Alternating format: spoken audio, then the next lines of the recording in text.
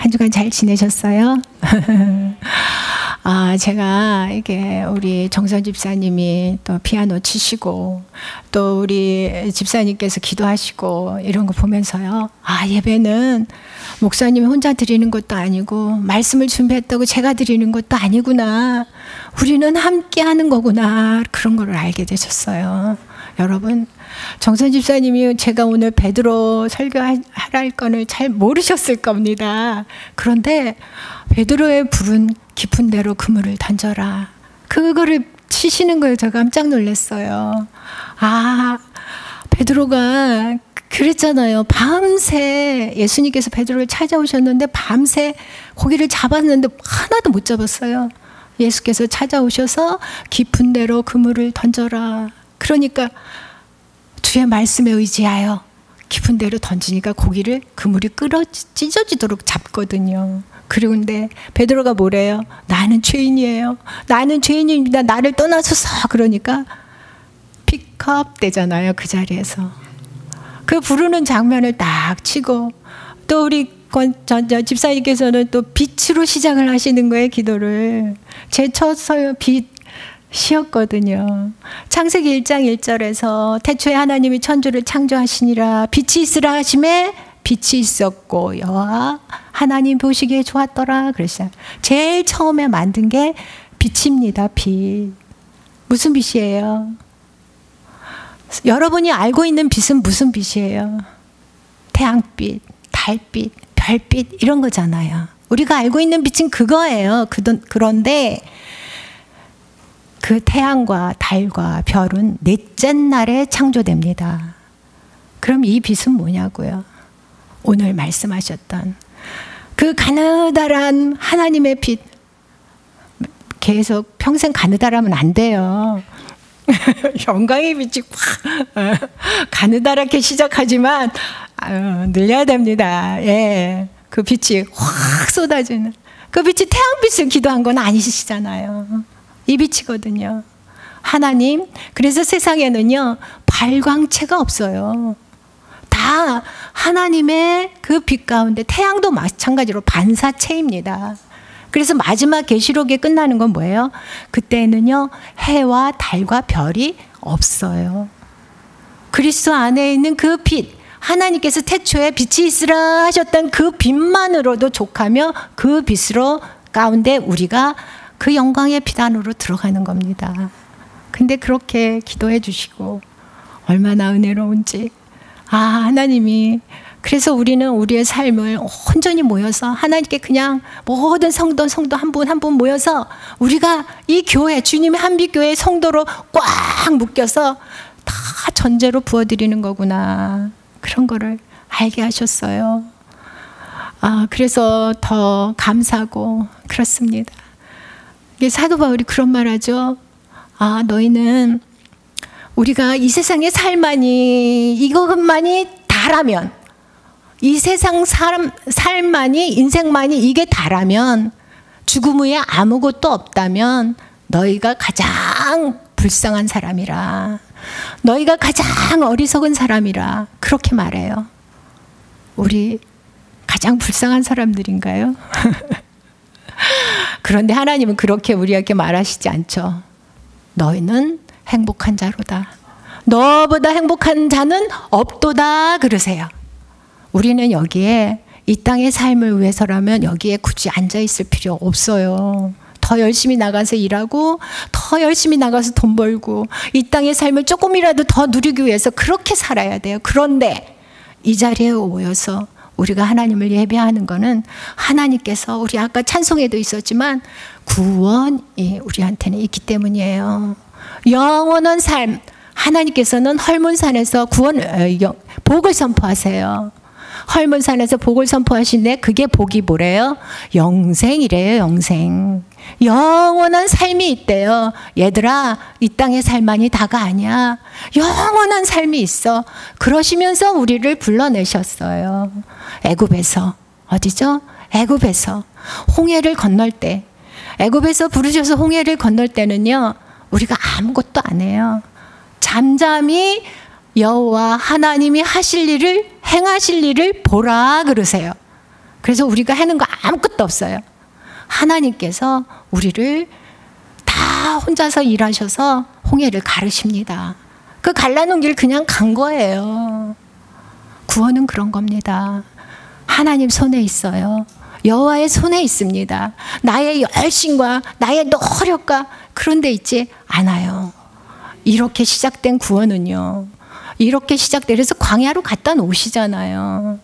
그래서 우리는 예수 그리스도의 그 찬송가에서도 그 보좌에 앉으신 그 귀하신 분이 이 땅에 비천한 육신의 몸을 입고 와서 십자가에서 우리를 위해서, 우리의 죄를 위해서 돌아가셨단 말이에요. 믿으시죠? 아멘. 예. 그랬어요. 그래서 믿기만 하면 구원이래요. 믿기만 하면 구원이래요. 예, 맞습니다. 믿으면 구원이에요.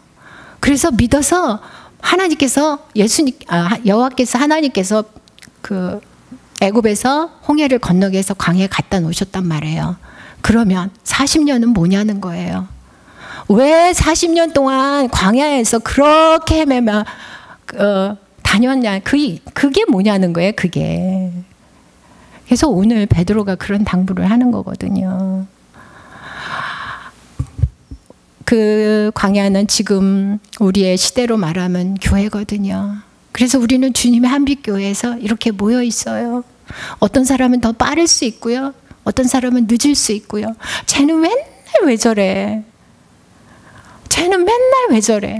그래도 왜 저래도 데리고 가야 돼요. 끌고 가야 돼요. 너무 앞서서 혼자만 가는 게 아니에요. 갈렙과 여호수아는 그냥 바로 올라갈 수 있었어요. 근데 그들 그냥 바로 올라가지 않고 그 함께 그 40년을 고스란히 함께 그들 이스라엘 백성과 함께 합니다. 그리고 같이 가요. 여러분, 하나님께서 여러분 혼자 오라고 그러는 거 아니에요. 혼자 구원을 받는 게 아니에요. 그렇게 하면 우리는 솔직히 산속에 혼자 들어가면은 내 구원을 지키는 게 얼마나 쉬워요. 아무도 부딪히는 일이 없는데, 싸울 일도 없고 속상할 일도 없고, 모든 일이 우리의 관계 속에서 일어나는 거잖아요. 그죠? 그래서 정말 부족한 사람들이 세상에서 불러다가 교회에 다 이렇게 한 분 한 분 앉혀 놓으신 거거든요. 이렇게 한 분 한 분 다 앉혀 놓으셨어요. 그래서 지금부터는 뭐예요? 죄는 예수 그리스도가 십자가에 지심으로 어떻게 해요? 사함을 받았습니다. 그렇다면 너의 자아는요? 자아는요? 시퍼렇게 세상에 살던 그런 내 생각과 내 뜻과 내 마음대로 먹고 싶은 거 먹고 가고 싶은 거 가고 사고 싶은 거 사고 내 마음대로 생각하며 저 사람은 왜 저래, 저 사람은 또 왜 저래, 너무 싫어, 이렇게 살던 나 시퍼렇게 살아서 그대로 왔어요. 내가 죽어서 온 거 아니잖아요. 하나님께서 그냥 그대로 갖다 놓으셨거든요. 여기 왔어요. 그렇다면 그 자아는요, 그대로 있다면 그게 하나님 나라에 적합하지 않다는 거예요. 그래서 우리가 해야 되는 거는 훈련. 예. 그 자아가요, 참 힘들어요. 여러분이 아시다시피 매일 결심하고 올해는 잘해야지, 오늘은 해야지, 오늘은 반드시 승리하리라. 우리 어르신들 내가 그렇게 결심을 했는데 이번에 또 졌어요. 맨날 그러시거든요. 오셔서 이번 주에도 또 졌어요. 또 졌어요. 예, 또 졌어요. 우리 맨날 그래요. 그럼에도 불구하고 하나님의 그 절대 주권, 그 빛으로 오신 하나님 앞에 여러분 모이셔야 되는 거는요, 내 생각과 내 뜻과 내 마음대로 사는 걸 내려놓는 겁니다. 거기에 내려놓는 거예요. 절대 주권. 하나님께서 그러시죠. 야곱은 사랑하고 에서는 미워했대요. 하나님께서 분명히 성경에 그렇게 나와 있거든요. 로마서 9장, 말라기서. 야곱은 사랑했대요. 그들이 태어나기 전부터, 뱃속에 있을 때부터 아무 죄도 짓지 않았는데, 우리 눈에는 그렇게 보이잖아요. 뭔 죄를 지었어요, 에서가? 아무 죄를 짓지도 않았는데 하나님 너무하신 거 아니야? 그러면서 우리 나름대로 판단을 하잖아요. 그래서 성경에서 가장 싫어하는 인물이 야곱이 됐잖아요. 내 판단대로. 야곱은 형도 속이고 아버지도 속이고 사기꾼 아니야? 제가 어떤 분한테, 권사님한테 그 소리 들었거든요. 어떤 전도사인지 목사님이 지금 새로 오셔가지고 야곱을 설교하셨대요. 근데 야곱을 이게 굉장히 이렇게 완전한 자라 성경에 있는 그대로 이렇게 이렇게 좀 하셨나 봐요. 야곱은 이제 사기꾼 이런 데서 좀 누명을 벗기자. 저도 야곱의 누명을 좀 벗기자. 그런 소명감이 있는 사람이거든요. 그래서 그렇게 하셨나 봐요. 그때 그분이 딱 교회를 안 나가시고, 쟤는 틀렸어. 쟤는 틀렸어. 야곱이 어떻게 완전한 자야? 야곱을 어떻게 저렇게 말해? 쟤는 틀렸어. 딱 그러셨다고 저한테 얘기를 하셔서 제가 좀 사실 깜짝 놀랐거든요. 우리가 그래요, 여러분. 하나님은 분명히 야곱은 사랑하고 에서는 미워했대요. 야곱은 완전한 자라고 그렇게 꽉 쓰여 있는데도 내가 보기엔 아니면 아닌 거예요. 예. 그런데 여러분, 그 야곱하고요, 에서가 뱃속에서부터 싸웠어요. 그래서 리브가가 하나님께 나아가잖아요. 근데 왜 싸웠는지 아십니까? 그 아기들이 뱃속에서 여러분 왜 싸웠는지 아세요? 생각해 보신 적 있어요? 우리 모르잖아요. 그죠? 우린 몰라요. 그들이 뱃속에서부터 왜 싸웠는지 우리는 몰라요. 그런데 누구는 아세요? 하나님은 아세요. 하나님은 아셔서 뭐라 그러세요? 야곱은 사랑하고 에서는 미워했대요. 우리의 신앙생활은요, 큰 전제가 필요해요. 저는 늘 그렇거든요. 하나님은 선하시다. 하나님은 선하시다. 하나님은 옳으시다. 그 전제가 있어요, 신앙생활에는. 내가 옳은 게 아니에요. 그 하나님의 선하심이 선포가 딱 되면 그 앞에 내 모든 것이 꿇는 게 신앙의 여정이고 구원의 여정이고, 오늘 베드로가 우리에게 당부하는 말씀입니다. 예. 이렇게 성경 곳곳에는요, 많은 우리 커다란 믿음의 선진들이 있잖아요. 그죠? 그런데 그 믿음의 선진들도 있는 반면에 또 망한 사람들도 너무 많아요. 성경에 아이도벨이라는 인물이 있었습니다. 여러분, 아이도벨 누군지 잘 익숙한 이름은 아니시죠? 아이도벨은요, 사무엘 15, 16장 요쯤에 나와요. 누구냐 하면 다윗의 책사였어요. 다윗이 전쟁을 엄청 많이 하잖아요. 근데 다 승리해요. 그죠? 그 승리, 제갈량 같은 전략가였거든요.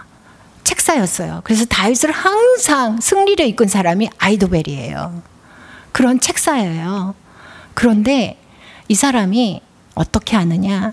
다윗의 그 압살롬이 아버지 다윗을 반역해서 일어나잖아요. 다윗을 반역해서 일어나는데, 그렇게 평생 광야에서부터 시작해서 다윗을 함께했던 그 아이도벨이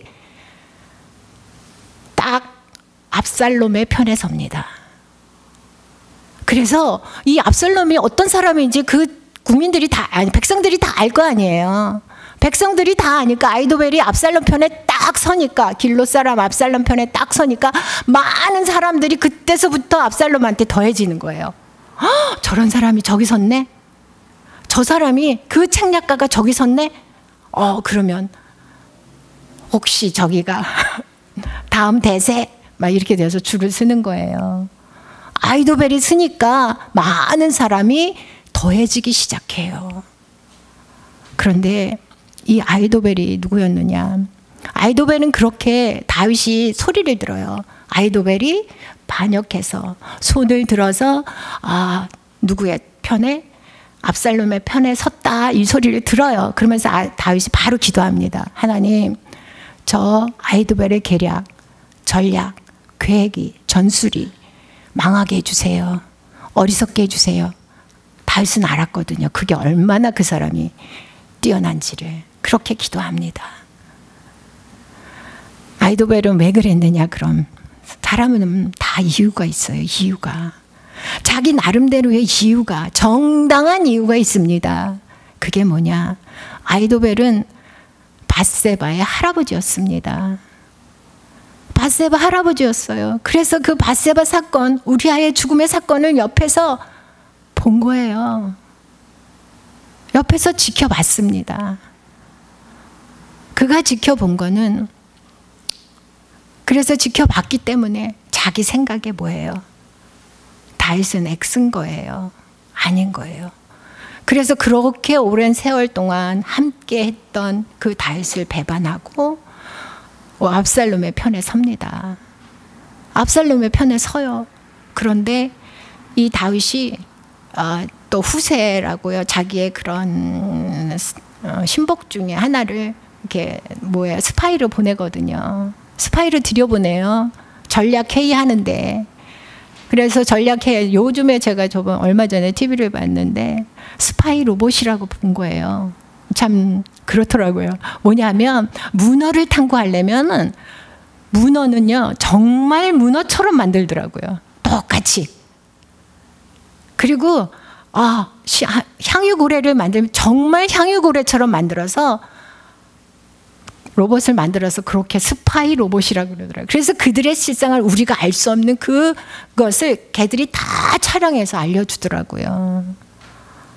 그것처럼 그를 들여보내요. 그랬더니 이 압살롬이 그 좋은 아히도벨의 전략을 듣지 않아요. 후세의 전략을 따릅니다. 그러니까 뭐라요? 아히도벨이 바로 알았어요. 졌구나. 진다는 거 바로 알았습니다. 그래서 짐 보따리 싸들고 자기의 고향 길로로 돌아가요.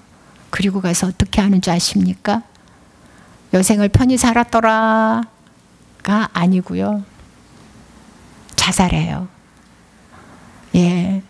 우리가 생각해서 옆에서 보면 저 사람 왜 저래? 내가 보기에는 말도 안 돼. 저 하나님의 사람이 저런 거 맞아? 그럴 수 있어요. 그죠? 아히도벨로선 충분히 그럴 수 있었습니다. 할아버지였으니까 남의 인생을 송두리째 망가뜨렸잖아요. 남의 가정을 풍비박산 냈잖아요. 그죠? 충분히 그럴 수 있었어요. 그런데 하나님은 누구 편을 드세요? 다윗의 편을 드세요.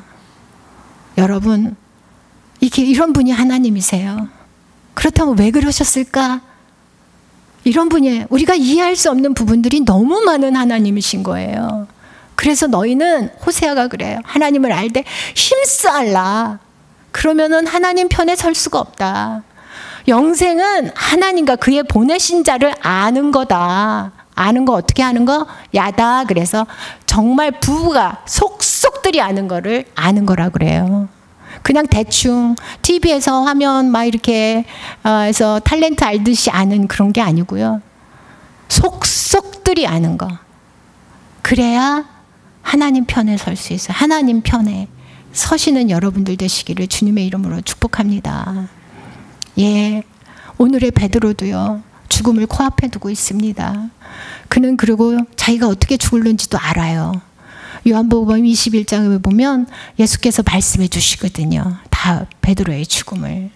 여러분이 꽤나 익숙한 말씀입니다. 갈릴리 바다에서 당신의 제자들이 풀이 죽었어요. 면목이 없잖아요. 그죠? 다 도망가고 배신하고 면목이 없어요. 그래서 절망에 빠져 있었습니다. 풀이 죽어서 우리는 그냥 가서 고기나 잡자. 옛날에 하던 거.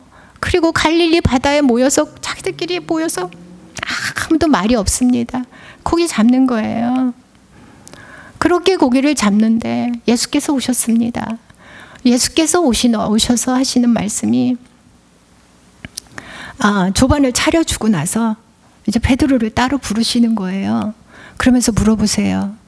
요한의 아들 시몬아, 네가 나를 저들보다 사랑하느냐? 그러니까 베드로가 그래요. 주님, 제가 주님을 사랑하는 줄 주께서 아시나이다. 겨우 대답했어요. 베드로도 면목이 없었거든요. 그래서 기어 들어가는 소리로 겨우 대답했는데 또 물으시는 거예요. 요한의 아들 시몬아, 네가 나를 사랑하느냐? 이번에도 똑같은 동일한 대답을 합니다. 주님, 제가 주님을 사랑하시는 줄 주께서 아시나이다. 겨우 또 대답했건만 또 물으시는 거예요. 요한의 아들 시몬아, 내가 나를 사랑하느냐? 그랬더니 그때 베드로가 근심해요. 또 뭐가 잘못됐구나. 뭐가 또 잘못됐나 보다. 근심을 해요. 그러면서 겨우 대답을 합니다. 주님, 당신이 아십니다.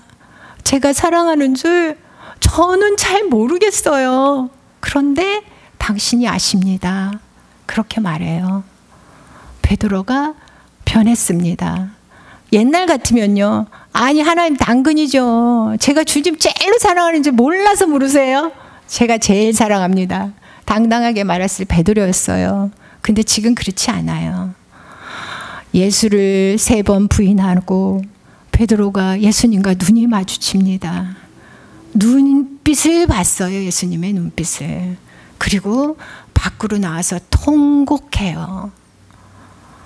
예수님의 그 눈빛은 어떤 눈빛이었을까요? 제가 이 설교 말씀을 준비하면서 준비 솔직히 제대로 못했거든요. 그냥 가만히 있었어요. 그냥 하나님 앞에서 가만히 있기만 하는데 그 눈빛이 저에게도 오더라고요. 그 눈빛. 그래서 베드로가 통곡을 합니다. 베드로가 부서지는 순간이었어요. 나는 안 되는 거구나. 내가 아무리 주님 영생의 말씀이 여기 있사온데 내가 어디로 갑니까? 나는 당신을 절대로 떠나지 않을 겁니다. 주는 그리스도시여 살아계신 하나님의 아들이십니다. 라고 고백을 해도 주님, 내가 주와 함께 감옥에도 가고요. 주와 함께 죽기도 하겠습니다. 이렇게 말을 하고 나 각오했거든요. 나 죽음 다 각오했어요, 하나님. 그렇게 말을 하고 고백해도 나는 안 되는 거구나. 나는 할 수 없는 거구나. 라를 아는 순간이었습니다. 그래서 베드로가 처절하게 부서져 있었어요. 그런 부서진 상태에서 정말 모든 베드로만 그렇겠습니까? 모든 제자들이 다 그랬잖아요. 풀이 죽어 있어요. 기가 잔뜩 죽어 있어요. 그리고 절망에 빠져 있습니다. 우리 목사님 아까 그러셨죠? 절망 가운데 빠져 있지 말라고, 선포하라고. 있잖아, 절망은 내가 그렇지 뭐, 그렇지 내 주제, 그래 나는 합당해. 이거 하나님이 원하시는 거 아니고요. 내 영혼을 향해서 너는 왜 절망하느냐? 여호와만 바라라. 이렇게 선포해야 되는 거거든요. 절망을 하게 되면 자기 연민에 빠지기가 쉬워요. 그래서 자기 연민에 빠져서 이유가 다 합당한 거야. 나는 그래서 그랬고요. 하나님, 나는 그래서 그랬고요. 이유가 다 합당해요. 그런데 한 발자국도 우리가 하나님께 나아갈 수 없는 것은 우리 자기 연민이에요. 존 버녀년이 그랬거든요. 그거는 우리를 올가매는 쇠사슬이라고, 자기 연민. 우리는 다 그럴듯해. 그래, 내가 너 이해해. 이거잖아요. 그렇게 하나님께 생각은 우리는 다르다니까요. 내가 예영을 영해서 너 왜 낭망하느냐, 왜 절망하느냐, 다만 여호와를 바라라. 그럴 때 하나님께서 그 소망을 이루신대요. 근데 우리 잘 못하잖아요. 저부터도. 저한테 하는 말이에요. 그렇게 그럴 때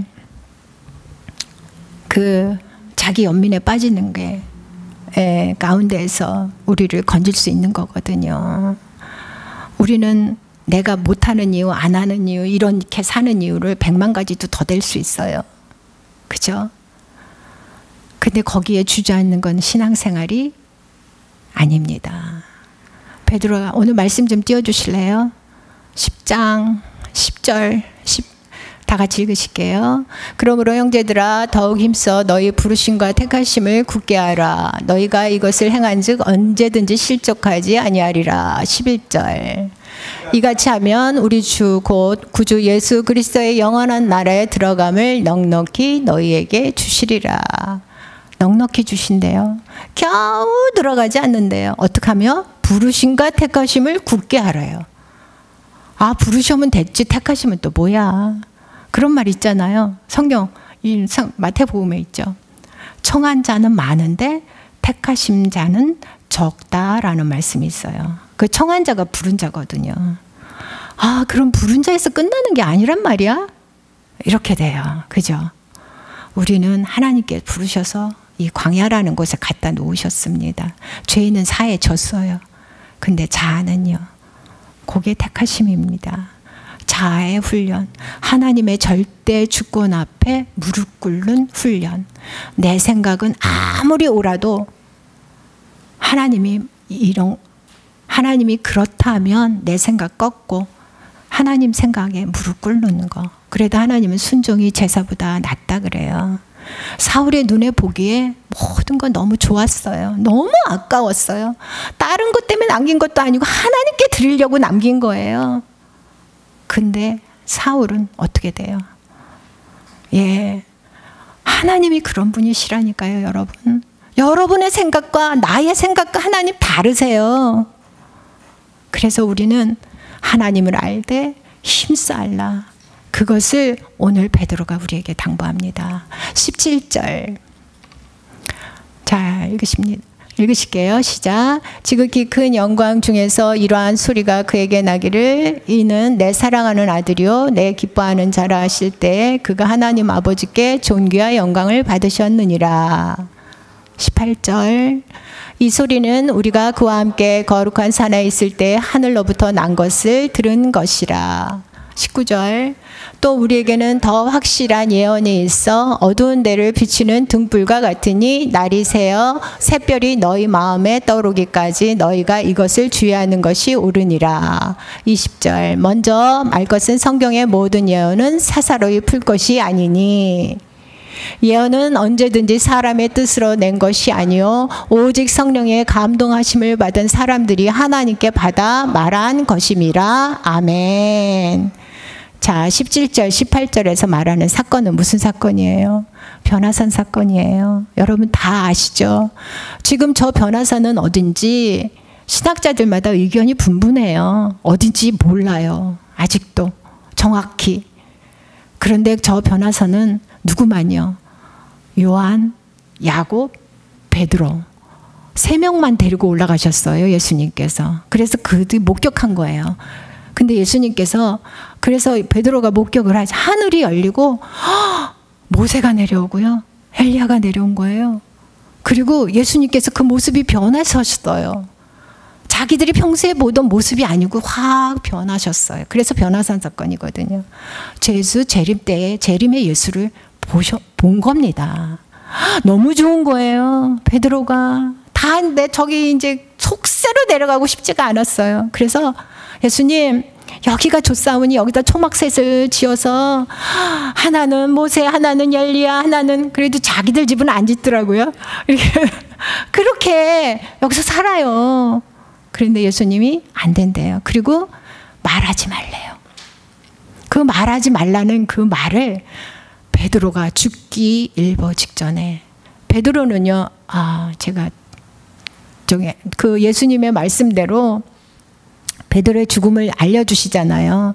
그는 베드로의 말씀대로 예수님의 말씀대로 십자가에 거꾸로 이렇게 달려서 죽거든요.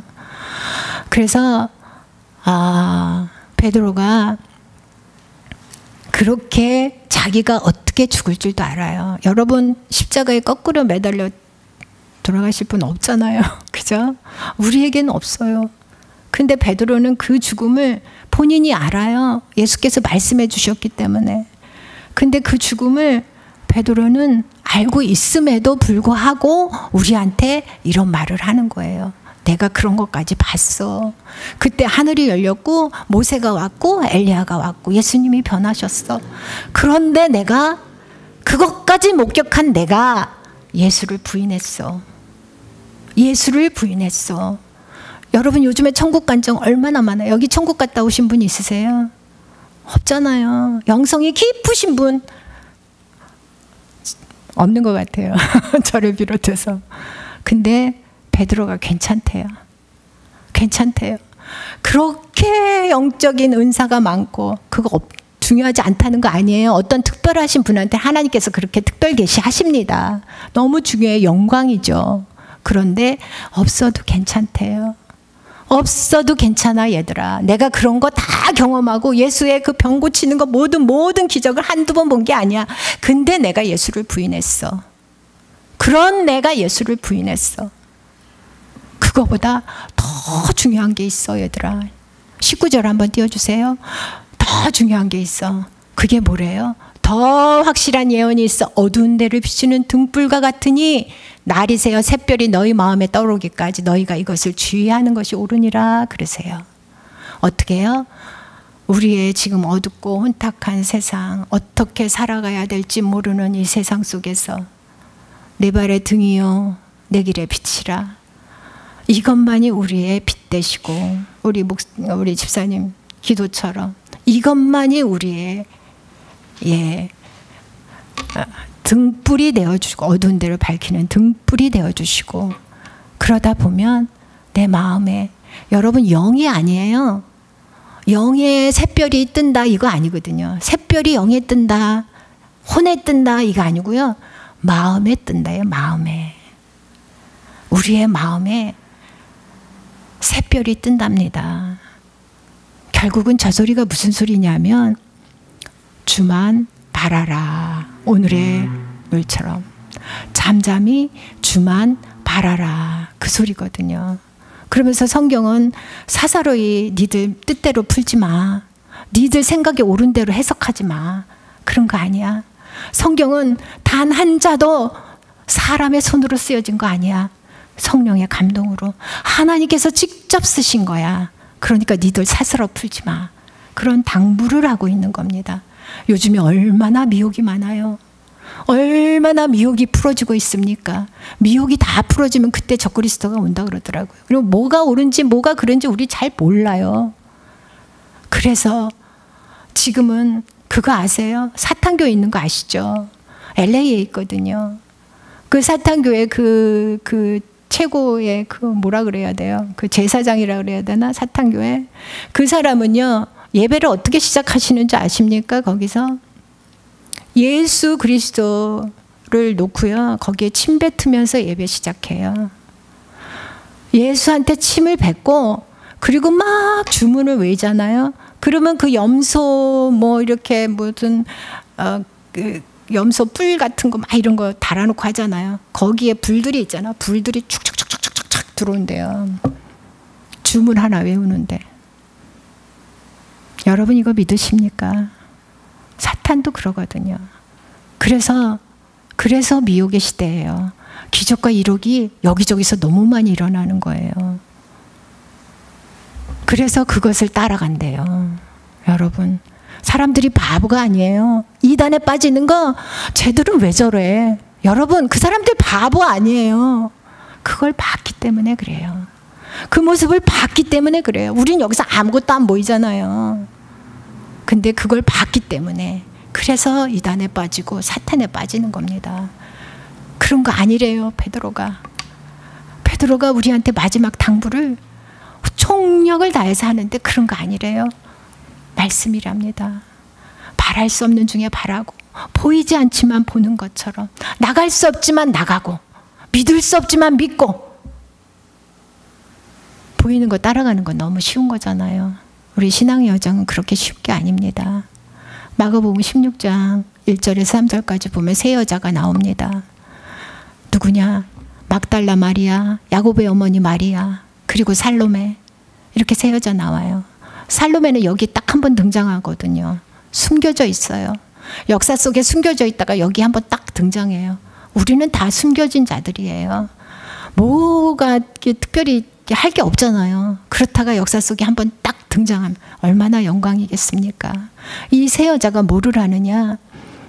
예수께서 이미 다 돌아가서 장사 지내서 그 무덤에 다 안치하고 그리고 그 바위 돌로 꽉 막았어요. 이미 끝났습니다. 이미 다 끝났어요. 그런데 이 세 여자가 향품을 사요. 예수의 몸에 바르겠다고. 그래서 그 세 여자가 그 향품, 그 귀한 향품을 자기들의 돈 통재산을 털어서 산 향품을 가지고 가는 거예요. 예수에 바르겠다고. 그러면서 이 세 여자들 되게 웃겨요. 뭐라 그러는지 아세요? 아 근데 우리가 이렇게 가긴 가는데 그 바위 문, 그 무덤 문에서 바위는 어떻게 하지? 이래요. 그거는 누가 굴려주지? 이래요. 못 굴릴 거 알아요. 가망 없는 것도 알아요. 근데 가요. 누구를 보라고? 아무 소용이 없고 이미 모든 소망과 희망은 끊겼어요. 근데 그 여자들은 그곳을 향하여 가요. 가니까 뭐예요? 벌써 무덤 문이 열려져 있고요. 예수께서 부활한 첫 모습을 이 세 여자에게 제일 먼저 나타내 보이십니다. 할렐루야. 여러분 어떠세요? 그게 내 마음에, 샛별이 내 마음에 뜨기까지 그거거든요. 그러실 수 있으세요? 우리한테는 누가 있다? 우리는 못해요. 나는 할 수 없어요. 아무리 해도 안 돼요. 그런데 늘 내 곁에서 베드로를 위해서 기도하셨던 주님, 예수님, 베드로를 위해서 그렇게 기도하셨거든요.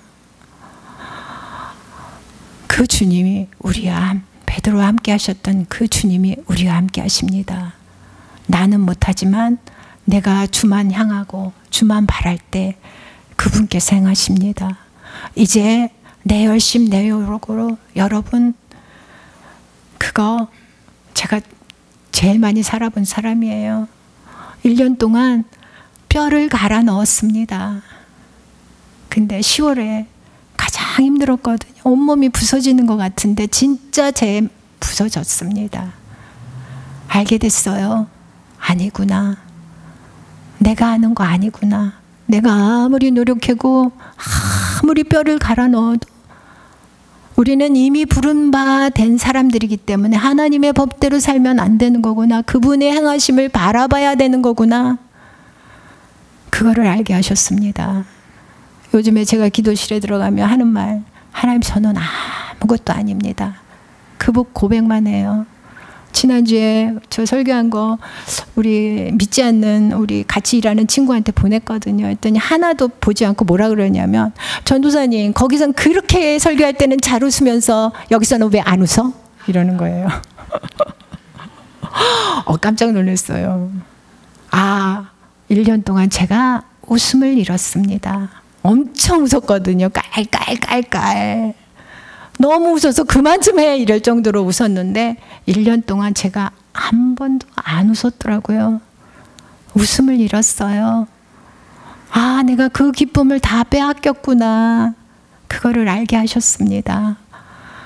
그래서 여기서 하나님께서 우리한테 마음에 두시는 그 기쁨, 세상의 그 어떤 것보다 풍요로운 그 기쁨 우리한테 있거든요. 근데 그걸 잊고 살아요. 그죠? 왜냐하면 너무 공고하니까. 근데 그거는 우리한테 이유가 될 수 없습니다.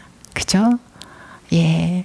마음에 쌓아두신 기쁨은 세상의 어떤 풍요한 곡식과 포도주보다 풍요하다, 그렇게 말씀하셨습니다. 그 말씀 믿으시고 여러분 현장 각자 돌아가시는 처소에서 승리하시는 저와 여러분 되시기를 주님의 이름으로 축복합니다. 기도하시겠습니다.